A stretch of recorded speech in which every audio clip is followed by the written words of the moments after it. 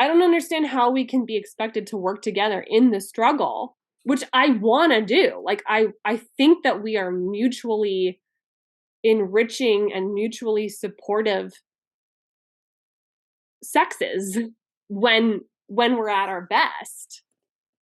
But if women can't even be granted like the allowance to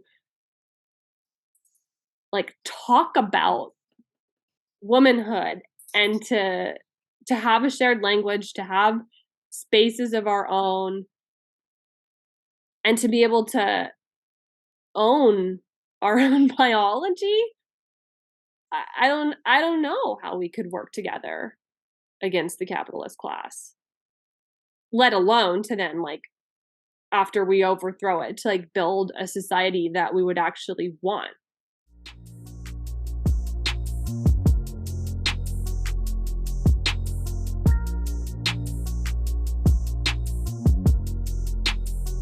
Welcome to What's Left, the weekly political discussion challenge in the mainstream left. I'm Eduardo Barco, a co-host, teacher in Socialism Television, and writing teacher Jessica. We're online at what'sleftpodcast.com. You can find that link to our blog in the episode notes. You can also find our personal social media handles as at Don Eduardo Barca and at ZeptiKE on Instagram for Kenny Cepeda, and Jess's Twitter handle as at JamieHomie89. Again, at JHomie89. Please subscribe, rate, review, turn on your notifications, and share your favorite episode wherever you found this episode. Right, thank you. So today's topic will be a continuation of last week's discussion on transgenderism or trans ideology. And this is the episode that had most comments or hate, but will be discussed. I was just thinking about what you all said. This is part 2 of the discussion we had last week. We'll touch on points that we didn't touch on last time. But before we do that, Andy, why don't you why don't you share with us here what you want about a shirt that you wanted to talk about? Yes, I am very excited about our shirts, and that's an episode you'll hear about 2 weeks ago. And I'll continue to put, if people are interested in a What's Left shirt, I'm going to continue to put it in the description of our episode of how you can do it. But we had our first official order of a person wanting to get a shirt, and she agreed. She's a longtime listener, and she agreed to let me show it because she did something interesting, and I want people to see the kind of options you have for your shirt. So I'm going to share my screen. So this is the color of the shirt that she wanted, which I thought was nice. It's Pebble. But the really neat thing she did was in the wording. So you can see it says Fourth Industrial Revolution, no, but then she said free bodies, free minds, free Earth, which I thought was a nice, the reason she had waited some time is she had to take some time to think about what she would want on her shirt. And I just wanted to show people that there's lots of options here. You know, you can just think about what you would want on that shirt that expresses your ideas of a free and different kind of society or different kind of world. So just wanted to put that out there and let people know that we're still doing this, and we will be doing it for quite some time, probably all the time. So if you ever want to get a shirt, let us know. All right. That's it. Now let's go back to all our viewers who want to throw shade at you and me. Uh-huh. And so Jessica. So thank you everyone. We had I just want to say, I guess maybe we should just reflect on last week's episode. Can we start on that? Yeah. Who wants to go first? I do. All right. I do want to start. I will start with the comment section, which we got like 22 comments. It had a lot of views, which I think is great.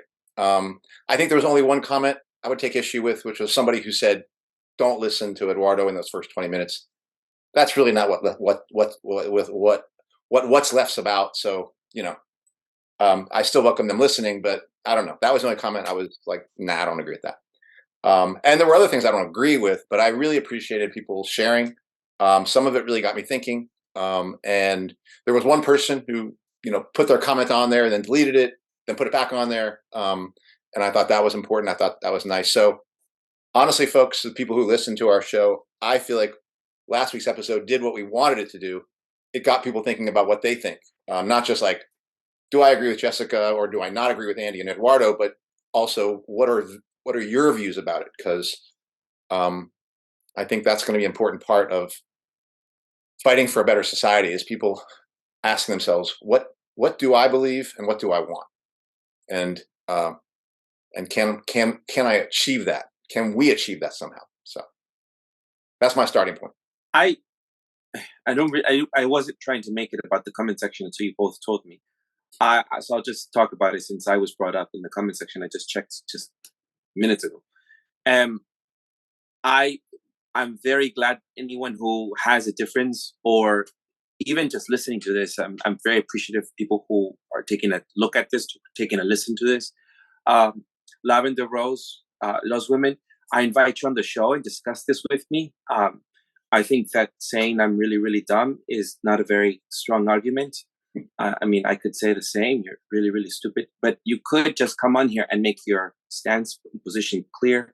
I invite you on my channel if we don't have time on this episode to discuss it with me virtually. Or if you're in the Bay Area, come over, let's talk. But other than that, anyone else can have this conversation with us, like online, like and not be afraid to disagree with us. And that's the whole purpose of What's Left. So I appreciate people doing that. I know there were people who listened to this in my circles who did not like what Jess had to say, even what Andy had said towards the end. So it's going to challenge some people, not even like what some of the things I said, like just saying that women and men are different triggered someone. So I just invite people to just continuously listen and to continuously have this discussion ongoing with us. Reflections on the episode. I have a few that I would like to challenge Jess, and I would like to challenge Andy on. I felt that they were not as answered in the last episode, and we'll do that this episode. And we'll touch point some other things like homophobia, and as well as like the depopulation movement or that agenda, and other things that Jennifer really touched on that I would like to address. I didn't even talk about, like, do I think minors should have blockers or not? So I look forward to that. I had a hard time having this discussion with both of you, just because I feel sensitive about having discussions like this, but I think it's important that we have it anyhow. I also want to praise Jess's bravery. Like, all of us are taking a chance here, but like Jess is in academia circles. Like, she is in it. Like, and you are being controlled of what you can and cannot say, which I think is not what academia stands for, or at least they say it doesn't stand for that. They can try to control what I say, but they're not doing a very good job of it. Yeah, I think when I was watching the episode back, like on the edit, I guess I kind of came into it because Eduardo was like, I'm gonna press you, and I kind of know we have disagreements on this. But you know what I felt when I was watching the edit back, and even during the episode, it was interesting because I actually found it easier. Okay, albeit I was talking like 80% of the episode, but I actually felt like I was having an easier time exchanging with you, Eduardo, even though we may disagree on a lot of aspects of this. It's just interesting because I think at the very beginning, you kind of said something to the effect of like, well, yeah, like I do acknowledge that like male and female is, I don't know how you said it, but yeah, there are differences, biological differences. Yeah, and that like whatever our feelings about gender and expression and all that, like this idea of like we are a sexually dimorphic species on like a biological level. And so I think like that foundation allowed for an easier engagement, at least on my part, like even when it gets into the realm of disagreement. Whereas with Andy, like I think like or you can see like there are just moments where I don't even know like what to say or like how to respond. Not because I'm like not prepared to stick to my guns, but just because I'm like I don't even know like what the foundation is. Like I was really there are a couple moments toward the second half of the episode where I'm just like I don't even know. Which was kind of, yeah, I guess on the surface, maybe the opposite would have been expected, but yeah. And actually, I don't know. I feel like maybe, I don't want to speak for you, Eduardo, but I feel like maybe some of your experiences, like ones you've shared on the show, you know, sex work or whatever, just even as those are like seemingly sort of oppositional to a lot of like feminist ideology, I actually feel like your experiences are kind of what were informing a lot of the foundational agreement that we do have, even as then it diverges. And I totally understand like why it's a more sensitive issue when, you know, you have people in your life who, like, it's not I mean, it's not hypothetical for me either, but, you know, maybe not on the same, to the same degree. Also want to just remind anybody who's coming on to challenge Eduardo that he has a Mars in Aries. So watch out.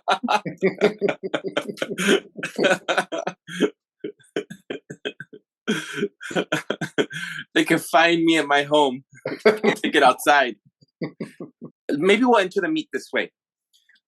I'm glad you said that. And that's where I think that's my challenge. We spoke about after on Saturday, I think it was, Andy, you and I spoke on the phone. And I said I felt as if you didn't address some of the things I said about the differences between men and women, and you just talked about air, food, and that kind of. And I told you I was going to press on you on that on this episode, so I hope you're ready for that, Andy. I do feel as if you equating food and water, and those are the basic necessities of just people, is not the same as the necessity that women face differently than men. And so, yes, Jess, to your point, yeah, like I don't just like, I didn't just study and then make up my mind. I have, most of my cousins are women. Most of my, they're, in Mexico, we have this expression, or in Spanish cultures, like primos hermanos, which is your cousin siblings. Like if your parents' siblings, children, if your parents' siblings have children, those children are your more than just cousins. They're your brothers and sisters. To me, I have a lot of brothers and sisters that are very close to me, and my cousins influence a lot of how I think. The women in my family, I've seen how my mom has been treated in the Jehovah's Witness circles, how she's been humiliated as a woman, what she's gone through, and I've seen it in sex work as well. I've just come to realizations, like just showing up for work, and then suddenly, I said this in the last episode, showing up for work, and suddenly my colleague being like, I can't, like, why, or because I'm bleeding, you know, like I'm just can't, you know, like that's not attractive in this work, to some, to most, a lot, right? Like, and even just birthing, even just being a mother, even just having to carry a baby, even just like having to breastfeed, so many the challenges of just finding a place on the bus when I was in Guatemala, and women just sticking it out just to like breastfeed their babies, and the challenge of holding yourself and your baby versus me just holding myself and my rucksack, like, just, you know, just these things are just, I don't know, these things, I think the visuals of it, the experiences, I just feel that they're different. So when I asked you, Andy, I asked you, like, I just don't feel like you are acknowledging those differences. You said, well, I think there's going to be differences in all of us. Like, everyone's going to have differences. I said, yeah, but these are shared common experiences by women that are not, we don't share with women as men. And I feel maybe that is what I don't get. I don't, like, I can acknowledge that there's other things I may be in disagreement with, but this is the area. I called you up, didn't I, Andy? And I asked you about that. And I'd like, you know, again, we're having this discussion openly for other people to sort of, you know, be a witness of what we do here. I'd like for you to address that, Andy. I don't know how you don't see that. I don't know. I'm still lingering with that, Andy. Well, what I do say is we live in a sexist society that forces much of the role of raising children is born onto women, is pushed onto women, and then they don't get paid for that. I agree. There's all sorts of the sexual implications in terms of how women are seen and treated and looked at, objectified. I mean, I can't speak. I'm not going to even try to talk about all the different ways in which Right. we live in a sexist society, right, and have had for some time. And so, in that regard, to a woman's experience in the society versus a man's experience in the society, they are going to be different. And part of that difference, not the only difference, is going to be based around the fact that we live in a completely sexist society, not just in the United States, but globally, because sexism, in my opinion, is a divide that's used by capitalism. Didn't start with capitalism, it came much earlier, but it has been utilized by capitalism as another divide to keep itself in power, and to extend its exploitation of a particular section of workers, particularly workers who are thrust with the unpaid labor of raising children. And you can see the effect of what happens if no one does that on society, because I can certainly see it in our schools when a kid has not had parenting at all, and that role is often thrust on women, both by society, and often men think of it as like something a woman should do, right. which that's sexist. Sorry. So that the work that is done there is completely unpaid, and it's slave labor, basically. It's like literally slavery. So that's just a piece of it. All right. The people will talk about the wage gap and things like that. I believe those things exist. There's that problem, rape, sexual abuse, sexual assault. Of course, rape and sexual assault also come to men. But again, I would say that in terms of the types of experiences, the fact that women feel so less safe walking out in society than most men, not all men, but that. I'm looking at bulks of people, like groups of people. I believe that exists. But I think it's Jessica's right in saying, so I might take some time here to try to get to your, and we'll see if I get to your. Yeah.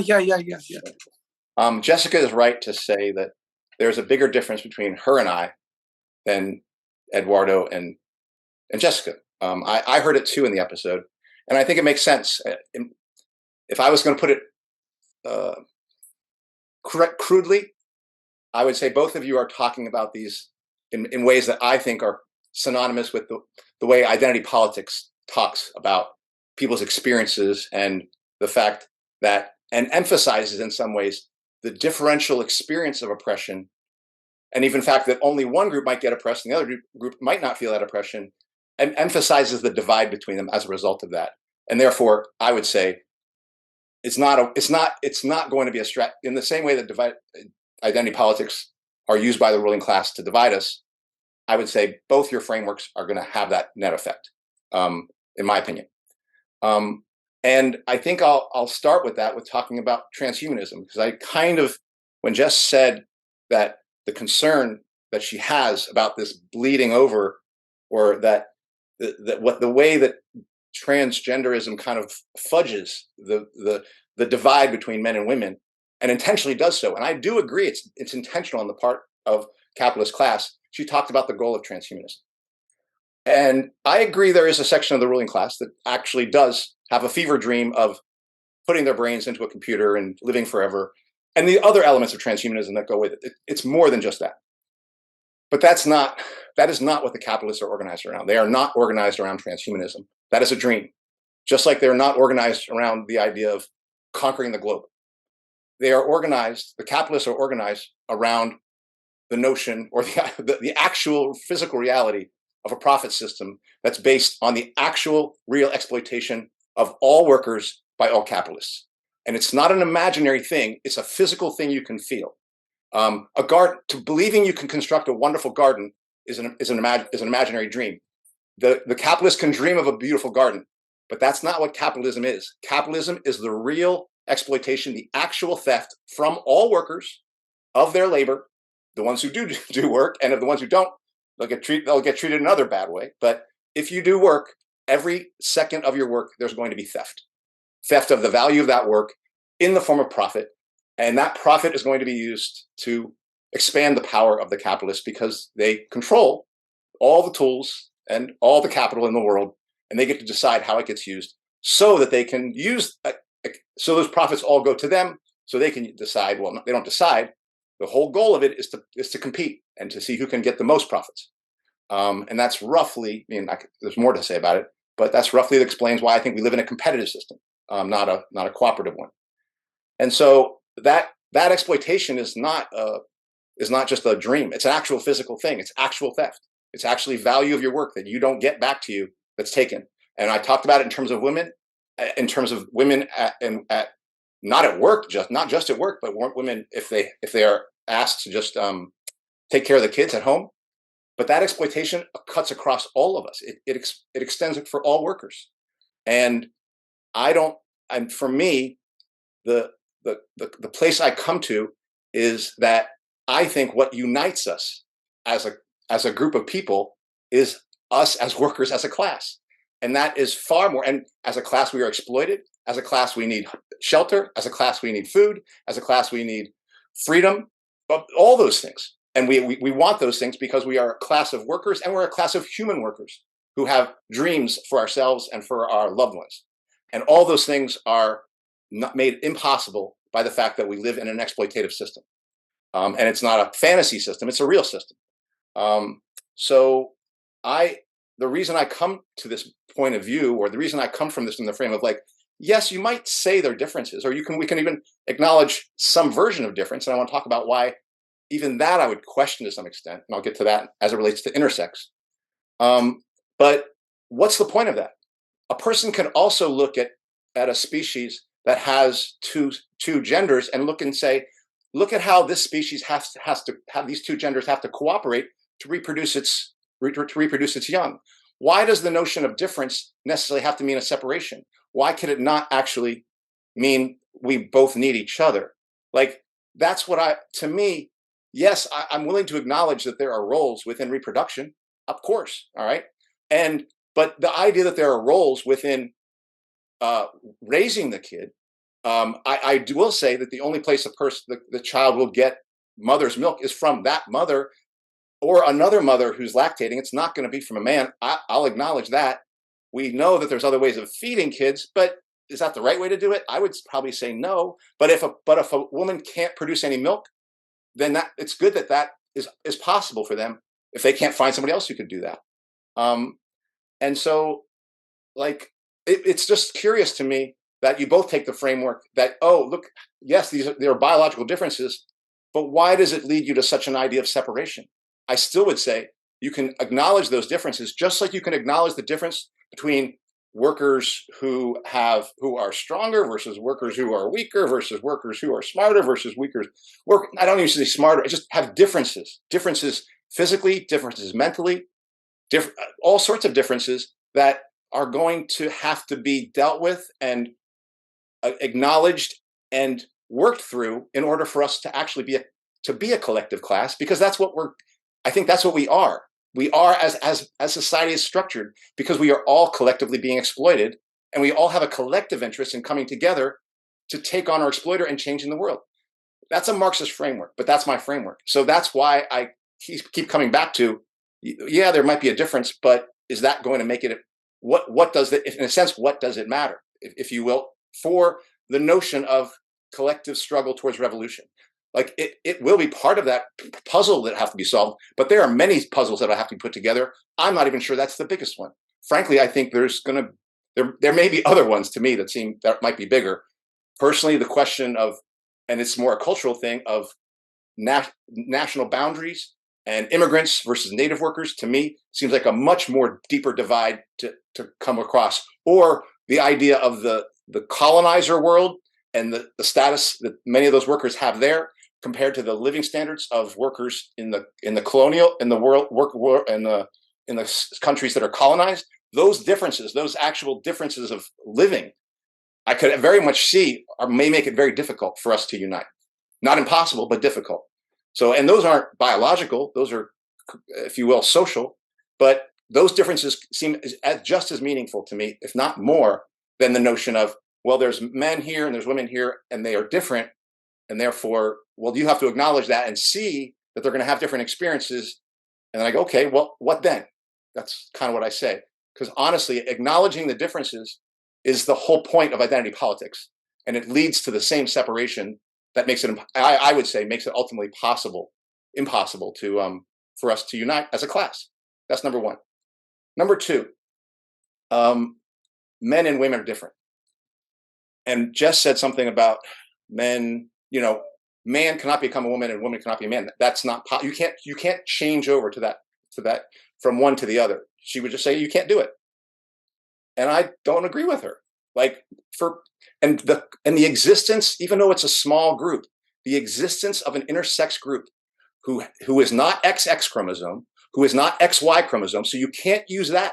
It's a small group, but there exists a set of people who neither have XX chromosomes or XY chromosomes. So you can't use that to call one woman.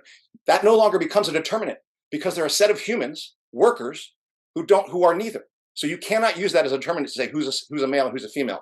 So there is a blur there. Secondly, in terms of hormone production and reproductive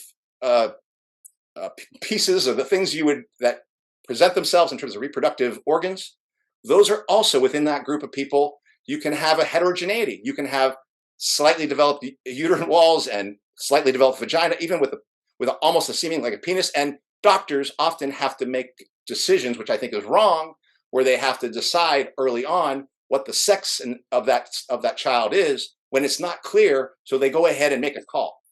And I know there's some protocols behind it, but I've heard lots of stories of people who've actually been brutalized by doctors by virtue of this.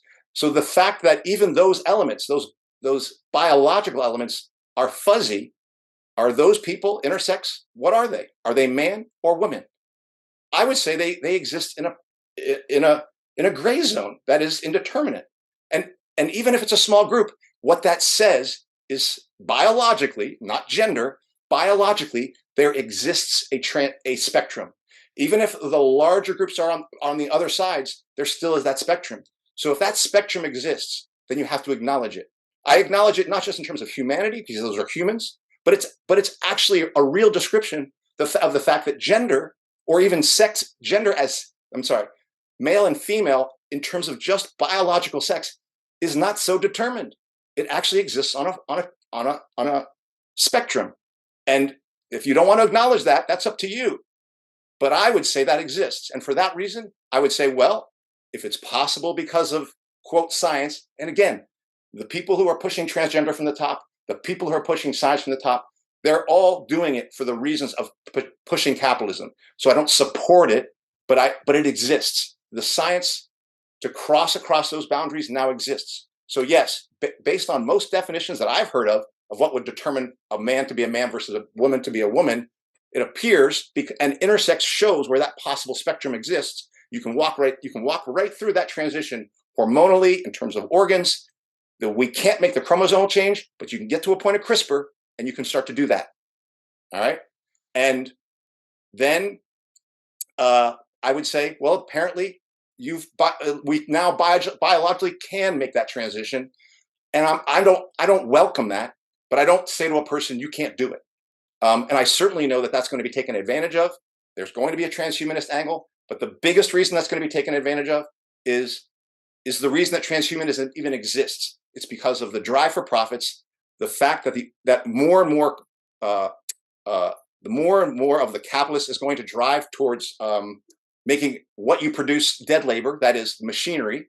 So they're gonna emphasize less and less living labor, and that's the way profits have been expanded from time immemorial. That's what we're seeing: the development of AI, the development of computers, the collection of data is all a dream to basically move the worker, the physical human worker, out of the process of production, so that they can maximize profits. Inevitably, that will lose to a calamity where they can't achieve profits, but that doesn't change the fact that that's what they're doing.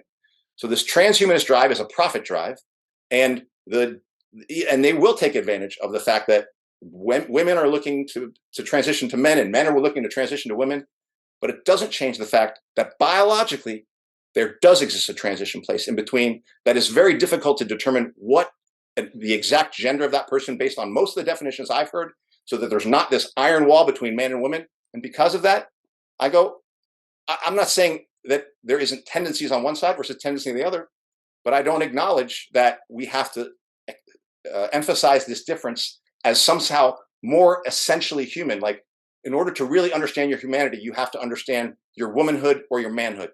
It doesn't feel true to me. And I think the sense of that is less sex and has more to do with the way gender roles are pushed in society.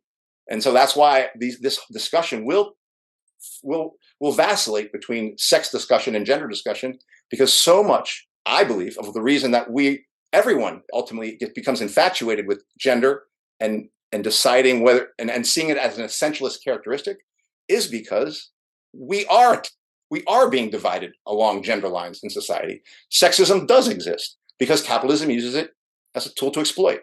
So that's the way I see it. And I think that's the biggest reason, since it comes out of my understanding of capitalism, my Marxism, and the fact that really, as workers, we share so much more in common than we do have differences. Even if we have all those differences, and those differences will have to be worked through, we share so much more in common. It is that framework which animates anything I do. So that's how I come to what I come to.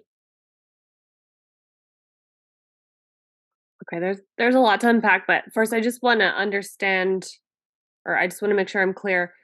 Are you arguing that the existence of intersex people is somehow like evidence that the grand majority of people who are born male or female, can change their sex?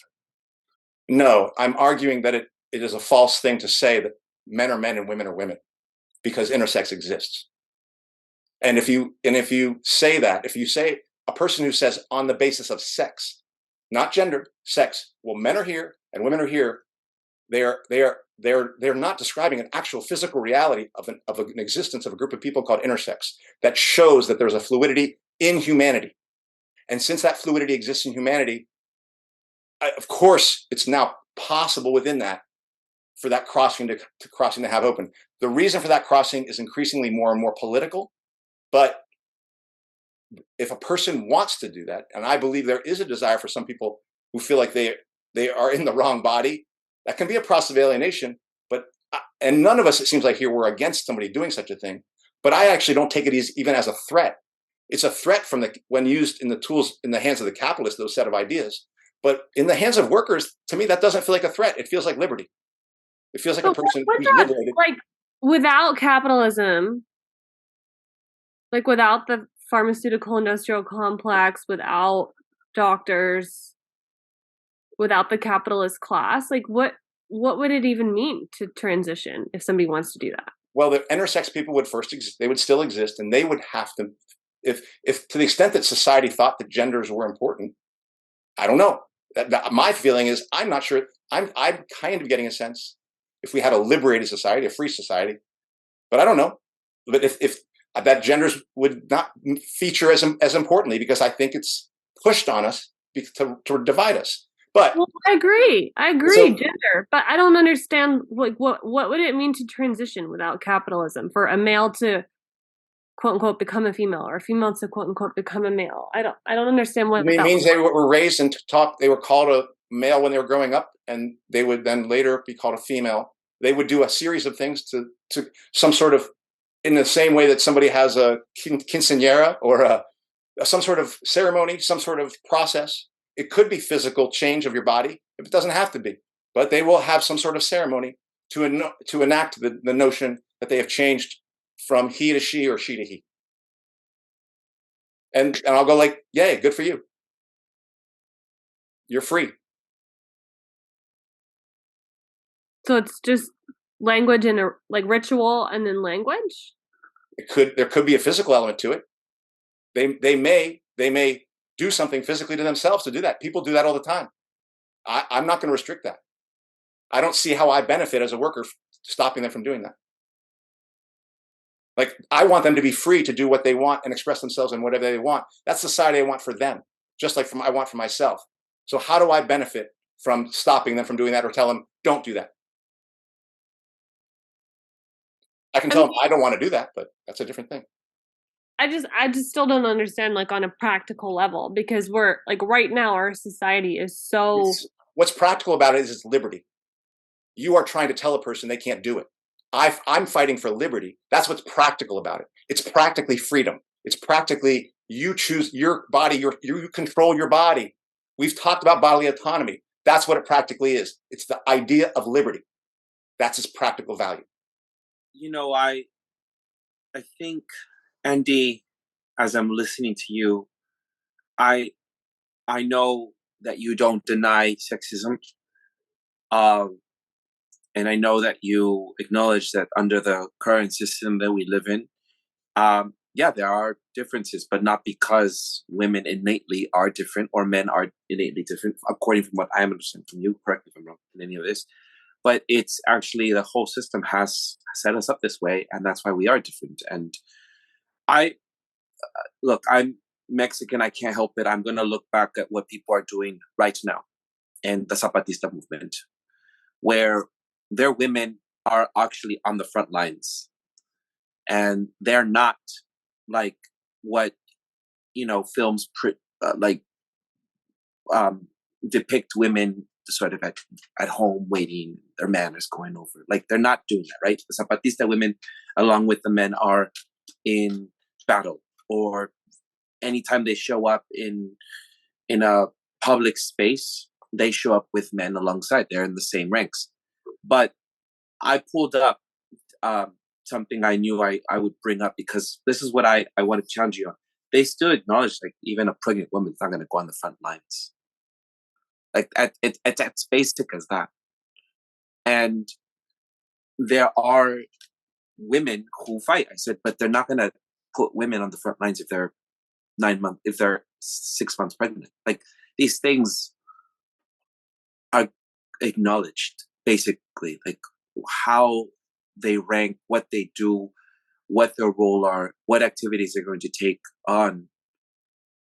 They cannot do the same things just because they're doing something else differently. Their bodies have a reproductive system that prevents them from joining their brothers on the front lines. These are things that are acknowledged.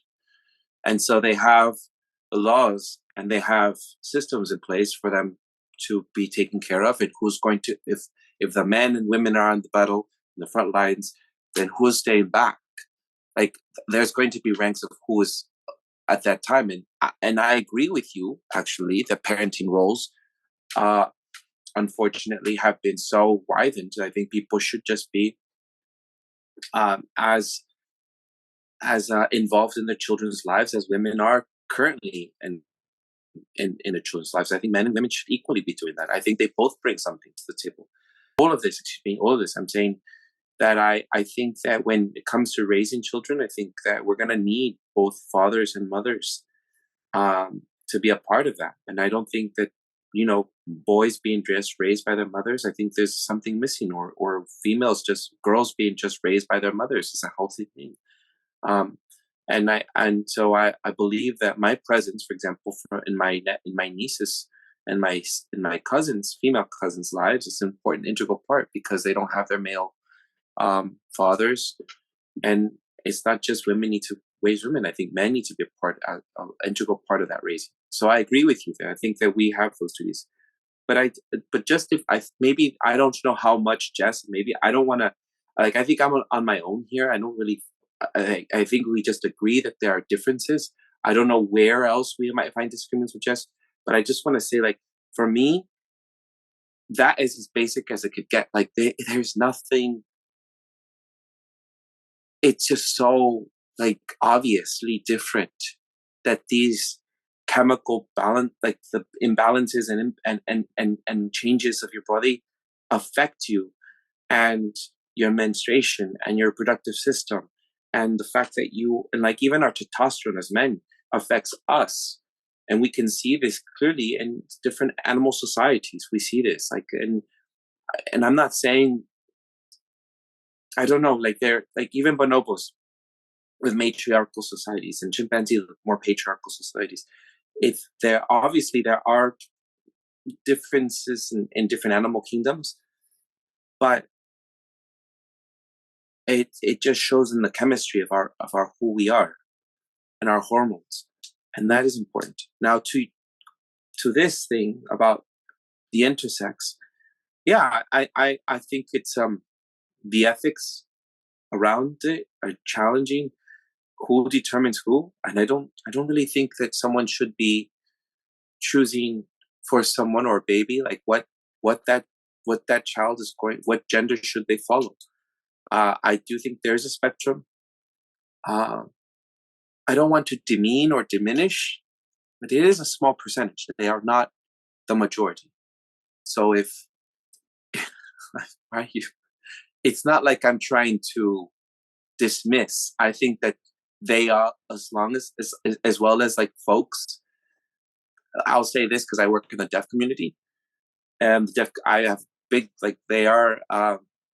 They're not the majority. Like there are more hearing people than there are deaf people, and that doesn't mean that I see them any less. My deaf friends know this. I think that they're very capable. I think that they can do a lot of things, but cannot hear. And I think that there's pride in being who you are as a deaf person. But they're not the majority of the population. That doesn't mean that they don't have a role to play in our society. It just means that we take in consideration those differences and we make adjustments where it's needed. That's what I'll say to that. That's how I see intersex folk. I see them as people who belong in our society, shouldn't be changed, should have their ambiguous sex and gender identity as they define it. And as I think that there should, and I also think that we shouldn't impose on others as well, like for women, that their feminine traits should just be ignored, like there's nothing there. Yeah, I think that's well said. And I don't know. You have to be so careful with the language with I'm this trying stuff. to. But, no, I'm talking to myself. But I mean, what causes intersex? Like a lot of times, it's like a hormonal imbalance, and I'm not saying that those people are any less human. Just like I obviously wouldn't say, that deaf people are any less human. I completely second what Eduardo said. But this comes up like with the autism thing with vaccines of like would you wish that upon your unborn child if you had one? I don't think we would. Like I don't when the hormones are in balance, when we're healthy, when we have access to nutritious food and clean air, we're a sexually dimorphic species. So I really think the intersex thing is so often used. It's like weaponized and then applied as if the material reality or like the existence of intersex people has any like bearing on transgender ideology. I don't like they're not the same thing. You can't just I can't just identify out of being a woman. Like that's what I mean when I say like it's not possible. The other thing I wanted to say, which I don't know, maybe we'll see if we want to keep this in because maybe it's like not on topic, but I also think as many of the ideas of second wave like radical feminism as I champion, I do think a lot of it kind of presents reproductive labor, like birth and menstruation and all of these like biological realities of being a woman as this like burden. And I think it's under capitalism, like it is like, if your goal is to succeed in a capitalist society, like those become barriers. Like, of course, like the breastfeeding example is a perfect one, right? Like try working full time, and trying to breastfeed your child. Like it's next to impossible in most careers. There's a million examples like that, but I am wary of that like characterization. Like I think it's a bit of a trap. And I think in a liberated society, a liberated society which is in touch with biological reality, like those things wouldn't be seen as burdens. And I like with the parenting, I think we've talked about this before, but like obviously I think women should be able to have whatever careers they want. But I do not think, and I probably, and you'll agree with this, but like I don't think letting women like into the workforce, and yeah, like leave the home, enter the workforce is not like, that was not liberation. Like it's kind of a trap, right? And it feeds into like one of those primary distinctions in terms of like, are we applying a Marxist lens? Are we applying a Marxist feminist lens? Just a feminist lens or something else? Of like, okay, men are oppressed on the basis of their labor. Women are oppressed on the basis of their labor and on the basis of their reproductive capacity. And to me, like that, and it's not about like identity politics or like oppression Olympics, but I think like that analysis is like, it has to be understood if there's going to be change, like if we're going to attempt to kind of tear the system down. And I don't, yeah, I mean, I haven't really ever seen I haven't ever seen a woman who's trying to have a full-blown like career and raise children. I mean, I've seen lots of women like succeed at that, but it's not like an easeful thing to do in this society. Like it's next to impossible. I think like it comes at some level of sacrifice. And so I mean, of course, I think men and women should have and can have mutually enriching roles to play. Like I don't see matriarchy as just like, oh, we'll just flip patriarchy on its head and like we'll oppress the men instead. No, not at all. But I don't totally agree on the parenting thing. I think especially when a child is really young, a newborn, I don't actually think it's just like, oh yeah, they have equal roles. Of course, I think fatherhood's really important, but I think the mother baby dyad, right, as they call it, like the mom is the leader when it comes to child rearing, especially in that like infancy stage. I'm trying to be careful of my language here because I'm not trying to like reduce women to just their like role as caregivers or just their role as mothers, and or to say like that's what defines a woman. But I don't know, just because I think this so often comes up with like the labor thing in terms of like, I agree, it's unpaid labor, it's not valued by society, it's exploited, all of this for sure. But I mean, there's still such a thing, even in like an anarchist society, I still think there's such a thing as leadership. And I do think on a biological level, like women are the natural leaders when it comes to child rearing, especially in that infancy stage. I don't know. I feel like I just jumped around for like 5 minutes. And I haven't addressed like half of the stuff that Andy brought up like in the beginning.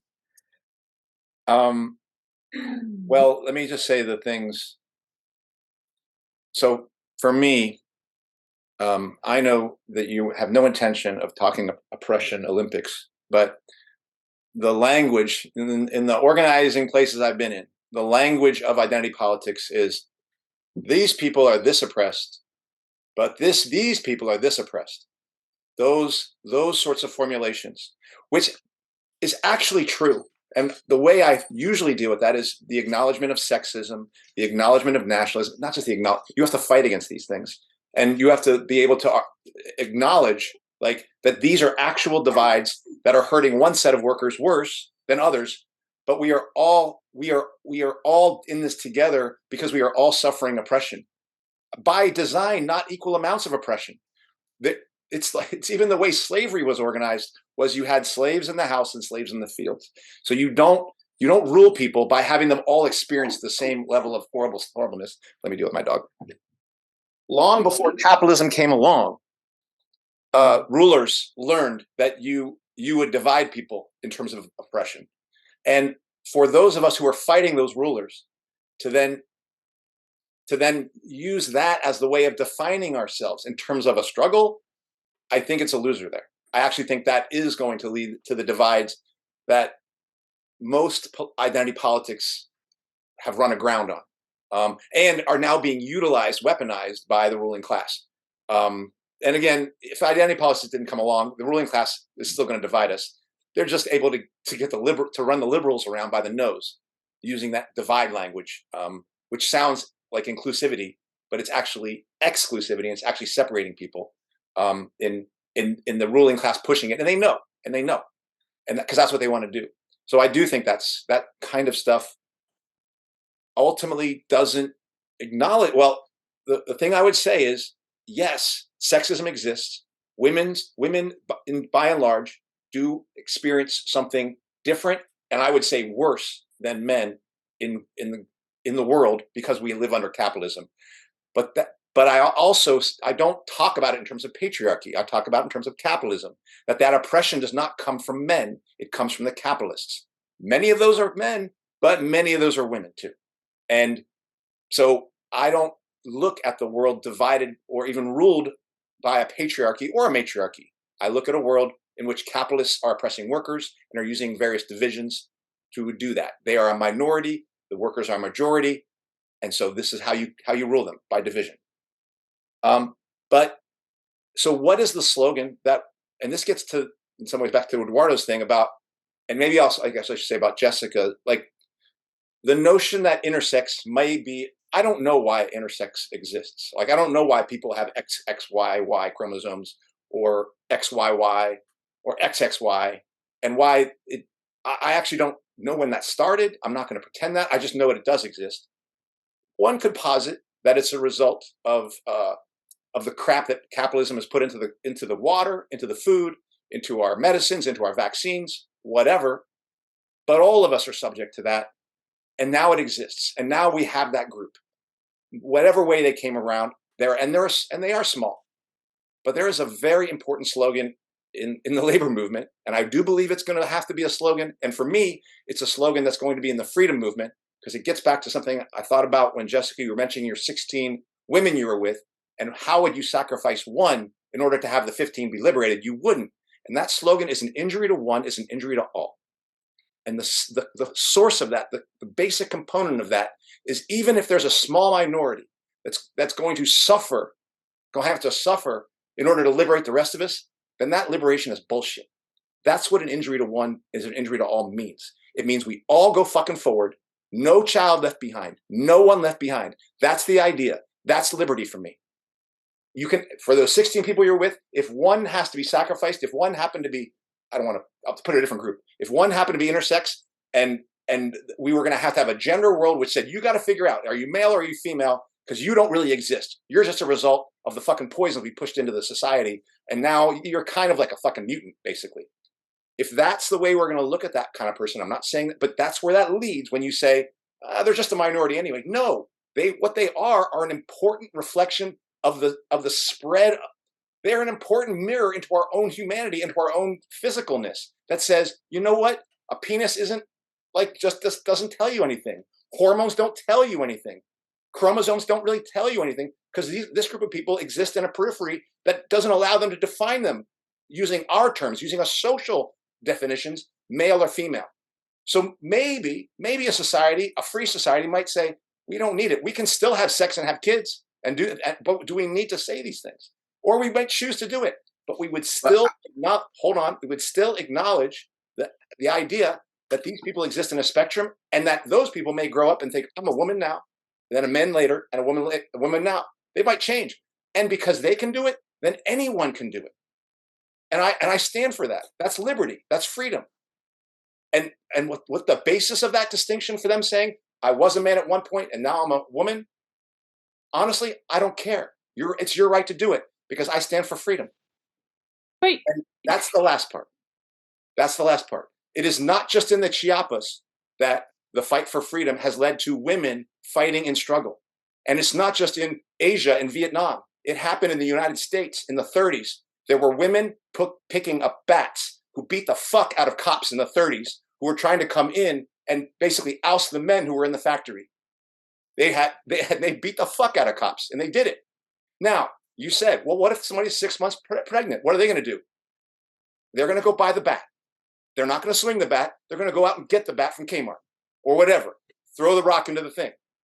And it's just because you are 6 months pregnant doesn't mean you're not joining the struggle. You are part of the struggle. Of course you're part of the struggle. You just have a different role in it.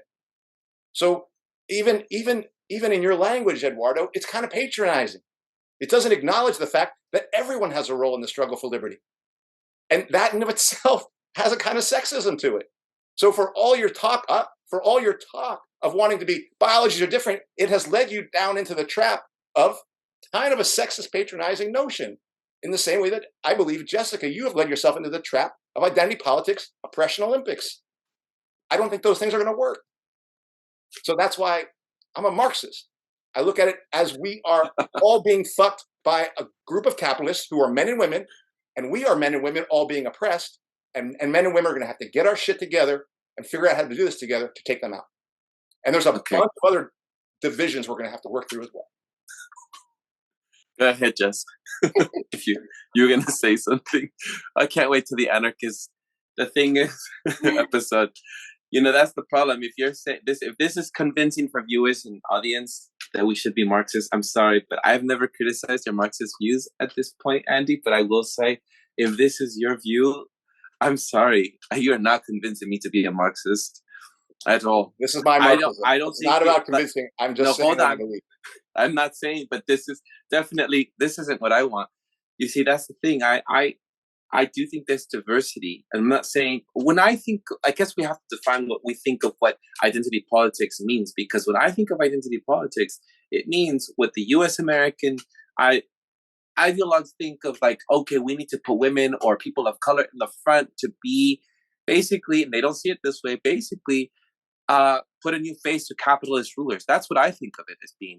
I don't think that this is what I'm discussing. I'm discussing the diversity that exists within communities and that we have to acknowledge it. I just said, and I'm not trying to erase and I'm not trying to marginalize and put away people who are intersex. I just said, as someone who is part of the deaf community, I celebrate their differences. And I will celebrate the same differences I see in the intersex community, as well as I celebrate the difference that there are between men and women. There are biological differences. But I do feel that by blurring those lines, by saying, oh, as far as like sex goes, like if we can acknowledge that there's a spectrum, we can also acknowledge that part of the spectrum, there's going to be a percentage of people like Jess who are just women and are not just reproductive people, and that's how we should call them. I think they are women who share a similar traits, similar characteristics, and have a shared experience. And just like you said, that whatever it is that there are, whether it be the water, whether it be the pollution, whether it be the meds, whatever it is that have created these, I forget the term you use, but like, I'll just say these divergence, I'll say the word, in people becoming intersex, whatever it is, I also think we have to acknowledge that we can't start from scratch, Andy, and be like, well, at the very core of everything is that we're just equal in everything, and that's where we should start the revolution. I don't think that that's realistic, Angie. I think that wherever we start the realistic, we carry the baggage of this traumatized, fucked up system that we've been in, like this capitalist system, and that we carry sexism in our psyche, unfortunately. That we carry racism in our psyche, unfortunately. And that is what we have to contend with if we're building with our other comrades. Like, you know what? Like, even if we do have other people in this struggle, they're gonna come with sexist ways of thinking, you know? And so I think it's only important to acknowledge that we're gonna have a lot of baggage that we carry with us, and that is going to be something for us to acknowledge. Not like acknowledge it like we need to separate us, but to acknowledge it like there are like a lot of psychological and physical needs that we're going to have to take care of in this healing process. And that's going to be a part of this struggle. It's not just going to be like, okay, let's get to it, and we're going to start building and fighting, ignoring everything like we're just equals. We are equals to the principle of what we're trying to get at. But the fact that we come with this like I just said, like with the fact that we come already kind of fucked up, like we're gonna have to deal with that. I'm gonna stop there because I want to give Jess a chance. Yeah, I mean, one of the places you lost me is when you said, well, the fact that intersex people can be seen as like on more of a spectrum means that anybody can just change, which is it's just not true. It's not reality. And I don't like, I don't want to be a man. Like, it doesn't appeal to me, this idea of like, oh, we're just going to have this society where like the very like fundamental things that are innate, like that make us human, are just suddenly irrelevant. Like, I agree with Eduardo. Like, it's not even, it's a fantasy. And in terms of like the struggle, like I agree. Like, we're all humans. The capitalist class is exploiting workers on the basis, of our class, on the basis of our labor. I agree, but like that is not the only lens, and I just think it's very narrow to it's just like this one lane. And the practical consequences of what you're saying, like there's that dude, I mean, right up the way from you, I can't remember his name, but he murdered a lesbian couple and their child, and now he's been convicted, but he identifies as a woman, and so he's going to be placed in a male prison. And I don't like, I'm not for the prison industrial complex, but like, I just don't understand the practical consequences of this. And like, how can you expect women to be with you in this struggle against the capitalist class from a Marxist perspective when it's like our whole, that entire lens, like the whole, I mean, all the way back to like prehistoric times, is effectively dismissed or erased, of like, well, he thinks he's a woman, sure, just shove him in with the women. And I know this is just like one fucked up example, but I don't understand how you can be arguing like, oh, it's divisive to be acknowledging this biological difference, when I mean, like, I don't know how men and women can work together if those categories, like, if our very existence, like literally on a day-to-day basis, as we talked about toward the end of last episode, I don't understand how we can be expected to work together in the struggle, which I want to do. Like, I think that we are mutually enriching and mutually supportive sexes when we're at our best. But if women can't even be granted like the allowance to like talk about womanhood and to have a shared language, to have spaces of our own, and to be able to own our own biology, I don't know how we could work together against the capitalist class, let alone to then, like, after we overthrow it, to like build a society that we would actually want. Go ahead. And I will say too, like, even the way I framed it, it is, I agree, Jess, that birthing and what did you say? I agree that birthing and breastfeeding and the role, the different tasks that women have to do as they are taking care of the children. I don't mean to frame it, and I hope it didn't come off that way, but as a burden, because it isn't a burden. I think that that's the way that society has seen it. And that's the way, maybe even in my language, influenced by the way that I have lived in the society, will even frame it that way. I hope it does. I didn't mean to make it that way. It isn't a burden. It should be celebrated. We should celebrate women and celebrate the rearing and upbringing and just the birthing of children. I think we should celebrate that. And it shouldn't come off as a burden. I think it was you who said, like, not to me, but you just said, like, it shouldn't be this burden. On the What's Left shirt, I say for humanity. And currently some of the definitions we have for humanity are old and young, male and female. Sometimes we talk about their sexual orientation. So we use those kind of labels. But within a free humanity, anyone would be free to discuss with anyone else womanhood, manhood, childhood, adulthood, being gay, being straight, being whatever. Of course, being intersex, moving back and forth. And since such a group of people exists, it's very possible that some men, seeing such a group of people who might start one way and go another way by virtue of how they were born, or just for whatever reason, they themselves may say, that fits more for me. And they may want to do that.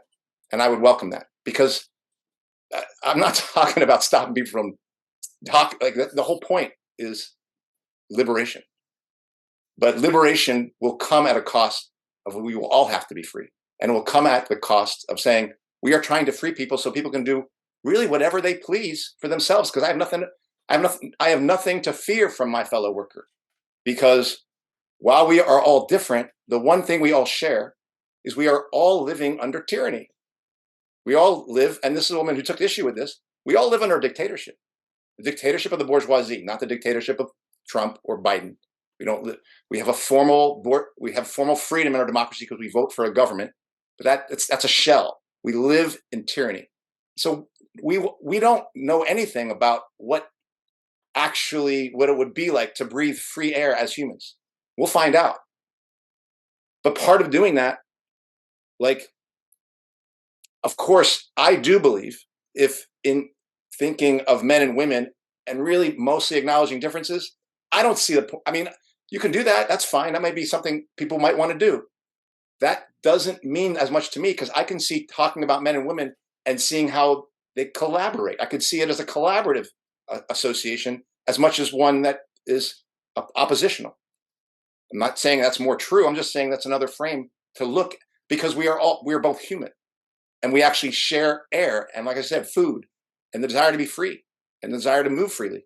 But you cannot say the same thing as birthing a baby is not the same as sharing food and water. And then the other thing too is, you're just saying, like, oh, we're buying into this identity politics. You're buying into this whatever wave of feminism we're in, where there's just everyone's just basically the same thing. So I feel like It's not everything the same thing. What I'm saying is we're all workers, we're all exploited, and we are all oppressed. And that we actually share the way we were going to free ourselves is understanding for all our differences that we live in a prison together.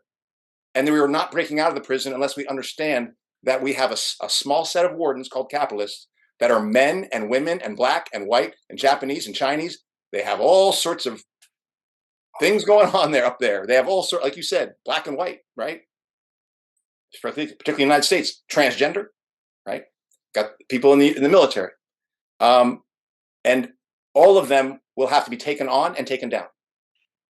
And to do that, and the system itself, not just the people there, the system itself is going to have to be transformed and will require actions on all our parts that are going to be, I believe, collective ones. So that's what I'm saying. And I don't know why suddenly collectivity means that diversity can't be acknowledged. I could see that in the identity politics frame, how people would see that. But I'm not applying that. I acknowledge diversity, all sorts of differences among humans. But what I see in the possibility of revolutionary change is how we all have one thing in common. And that is the thing that we're going to have to see in each other, despite that diversity, to make this happen. That's my belief.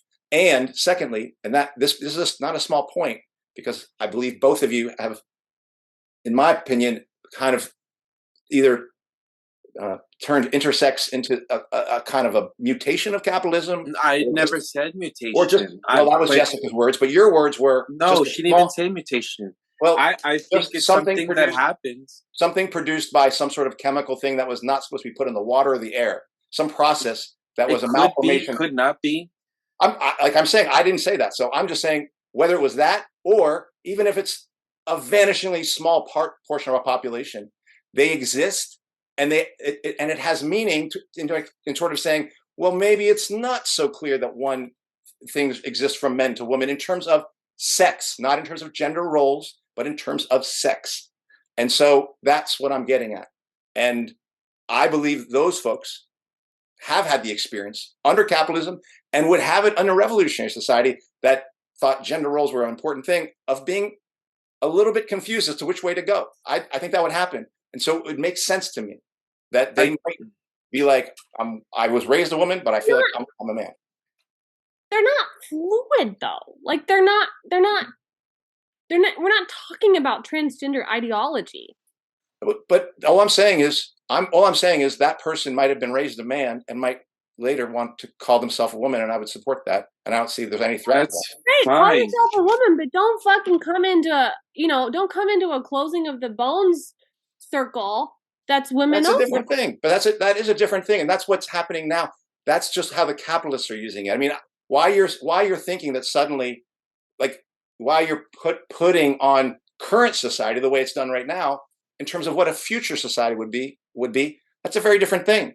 It is, and so I completely acknowledge that this thing's going to be weaponized under current society. They're going to weaponize it in prisons. They're going to weaponize it in politics, in government. They're going to weaponize it in schools.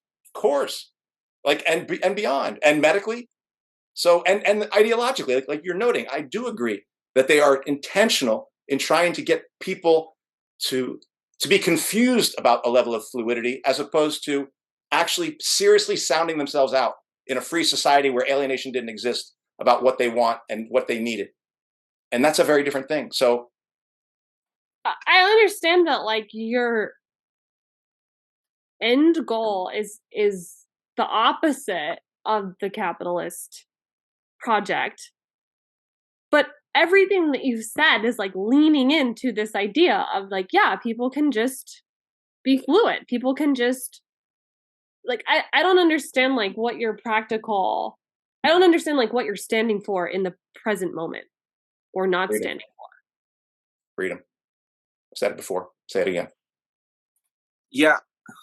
Okay, well, maybe this is why we need to discuss, I will say, for the next episode, like, on anarchism, because an anarchist can be a socialist, but a socialist cannot be an anarchist.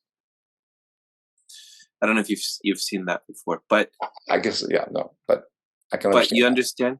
Because the thing is, like, I think we can be in the same fight, but ultimately, when it comes to like how we're gonna see this, it's like it is a little bit like you say you celebrate diversity, but then it's like to say that we're just all the working class is just one working class, like that doesn't sound very acknowledging of the diverse differences that we are in celebrating that. Just if we're gonna have people who are neurologically divergent or just also physically have differences in the way that they're able to be a part of this movement, we're gonna have to figure out not like that's why I said like I'm not the way I see identity politics is very different from the way I see the celebration of our differences, and specifically right now we're just discussing men and women. I think that there are just differences that we have, and also you didn't talk about like the fact that we're already kind of damaged in the sense that we have this baggage of sexism, and we're gonna have to deal with that in this movement. There are gonna be people in this movement who are gonna do fucked up things. I'm sorry, Andy, you weren't a part of it, but your ISO people are part of that. They exploited some of the women in your ISO group. I know you're not part of that. You weren't a participant of that, but some of the leaders did, and they were socialists. And so, not because of socialists that they did that. I don't want to confuse those things. I'm saying that there are people that like on these working groups that did pretty messed up things to women that they weren't like considerate, and also I just feel like that we're going to have these issues in our movement, and that you can't just say clean slate. We're going to begin everybody's equal. We have the baggage that we do. Nobody's arguing that like we shouldn't collaborate and that we don't want to collaborate and that that's not our goal. It's just like the differences are real and they're going to be part of the process, whether or not we want to acknowledge them. Yeah, and I didn't say celebrate diversity. We acknowledge them. Yeah, because I don't celebrate diversity. I acknowledge it. And I acknowledge diversity because what I do celebrate is struggle, and we are going to have to, and working class struggle and revolutionary struggle. That's something I would celebrate. That's why I read about the 30s, and I read about Chiapas, I read about the Vietnamese, and I read about the Russian Revolution and the Spanish Revolution. And in all those revolutions, you will see that the roles that women and men took were very different than some of the roles they might have taken in the pre-revolution or prior to that struggle. Because I do think struggle transforms people. And so I celebrate struggle, not diversity. I acknowledge diversity. And I'm not going to be perfect because all I know is my lane. I know what I know. And even in the ISO, while I definitely didn't do some of the things that our leadership was accused of, and some of the people who did some other messed up, there were women who called me out for what they thought was bullying. And I think they were right. And so I had to acknowledge that. I felt uncomfortable, but they did me a favor. And I learned from that. I think I learned a little from that because I can still make those sorts of mistakes, but I make them less because somebody humbled me and somebody showed me I was wrong and showed me the impact of what might happen. Most of the time it was women. In some cases, it was a male comrade who had to kind of really seal the deal and be like, okay, dude, this is what they mean.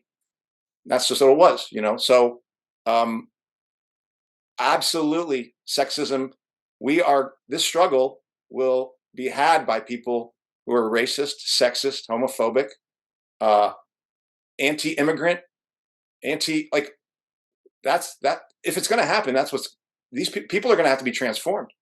Because if aliens came down and removed the capitalist class and we just had free workers, we'd be at each other's throats. It would be, we are not fit to rule. How do workers become fit to rule? In the collective fight for liberation. That's it.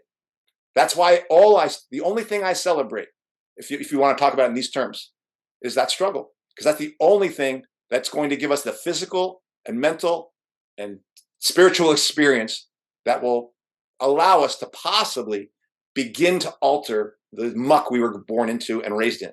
Now, I don't believe that the struggle in and of itself gets us there. I believe it will take generations of living under freedom to really for people to feel what it means to breathe free air, and to breathe it freely in your chest. But right now, whether we like it or not, we live under tyranny. We live in a prison. It's getting tighter. Of course, it has to get tighter because capitalism profits are harder to come by. So it's only going to get tighter. And it's either, in my opinion, it's either going to lead to nuclear destruction or complete collapse of the economies, which also will lead to nuclear destruction because you can't make profits from robots. That's a Marxist theory. You can make profits from humans, but you can't make profits from robots. That's something else. That's another discussion to have. And so if they're going to make robots to make all their shit, well, profits are going to go into the complete tank. And then they're really fucked because I know what happens to capitalism when there's no profits to be made. It seizes up and dies. But no, so that's where I'm coming from. Yeah. You know, you can include this or not, Andy. I was thinking as you were expressing, like, at some point, we're not there yet, Andy, but at some point we are going to split, aren't we? Because, like, your framework, your lens, and we'll get to it with the anarchist episode now that I'm back and I'm going to pull up my books and stuff, but I guess there is a difference in the way that I do see this with like Marxist and anarchist views differently. I do see there's a difference. We're not obviously there. We're still friends. But, and maybe I might not just see the revolution happen in my lifetime, but like there is a lens that you have and that I hold that's different. And I was thinking when it comes to the anarchist episode, maybe we'll see where that difference is. And I mean, I will be curious to see it more so. I would definitely welcome that. Like, if we all are ready to do next week, I could be more a listener because I'm not going to be challenging what you're saying. It would be just either initial questions and you all would just be talking about this is what we mean by anarchism, by revolution, by change. Here's how you see it. I think it would be very instructive for me. Yeah.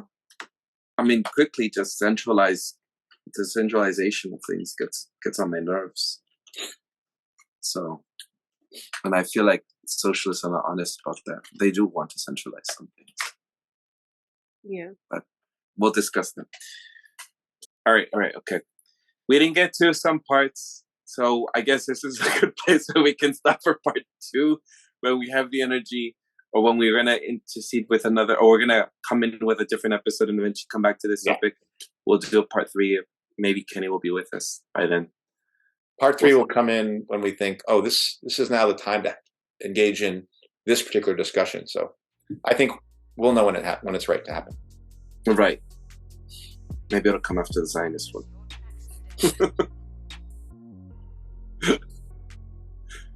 All right. Okay. Let's get this. That does it for this week's episode. What's Left is a weekly political podcast / channel challenging the mainstream left. We post information about our topics and our guests in the episode notes. Wherever you found this episode or on our blog at what'sleftpodcast.com, you can find past episodes to this podcast / channel there and connect with us. You can also find our swagger there, which we have shirts that you can ask Andy to modify for you, as he said in the beginning of this episode, from a listener / viewer, and find the links in the episodes for that. I remind folks, if you like anything you have heard here, please subscribe, rate, review, turn on your notifications to any of our platforms on Spotify, iTunes Podcast, Stitcher, Google Play, Bitchute, Odysee, YouTube, Rumble, or Telegram. And you can find our blog in any of those links in the episode notes where we have this episode. If you would like to give us feedback that's about something you've heard us or said something for us to cover context through our blog, I'm very grateful for one of the listeners that sent us something through the blog, and I did listen to it. I'm sorry we didn't cover it. So we'll do our best next time. But thank you for the rest of us. I'm Eduardo Barco with co-host Jessica and Andy Lipson. We'll see you all next time. Ciao.